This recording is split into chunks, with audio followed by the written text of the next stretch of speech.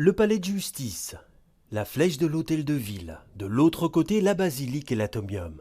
Perché au 9e étage, c'est le spectacle de la ville qu'offre le toit du nouveau centre administratif et son nouveau bar baptisé Brucity.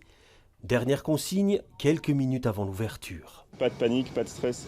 On doit pas stresser s'il y a un souci avec un client ou un problème dans la carte ou qu'on ne connaît pas quelque chose. Les lieux sont gérés par 3 partenaires choisis après un marché public par la ville.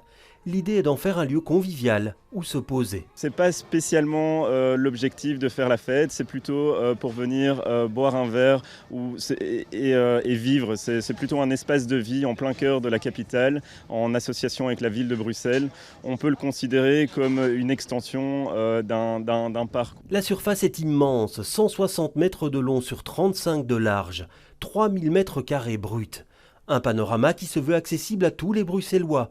Pas besoin de consommer pour l'admirer. Le principe du rooftop, déjà, vous pouvez y accéder quand vous voulez. Donc, il ne faut pas spécialement aller boire un verre. Et pour le reste, le soir ou le midi, ils seront ouverts à tous, pas qu'aux fonctionnaires. C'est bien ça l'objectif. Il y a une dizaine de fois par an où ils peuvent en effet le consacrer à des entreprises. Mais le reste, et c'est d'ailleurs bien ce qu'ils ont compris, avec une vue aussi extraordinaire que celle-là, c'est de faire pouvoir en profiter tout le monde. Le rooftop peut accueillir jusqu'à 480 personnes. Et pour le rendre accessible après les heures de bureau, il a fallu prévoir un système pour organiser les entrées et les sorties. Les visiteurs, dès le départ dans le projet, rentrent par le centre du bâtiment. Ces visiteurs peuvent monter ici, à ce niveau, jusqu'à 18h via les 2 ascenseurs panoramiques.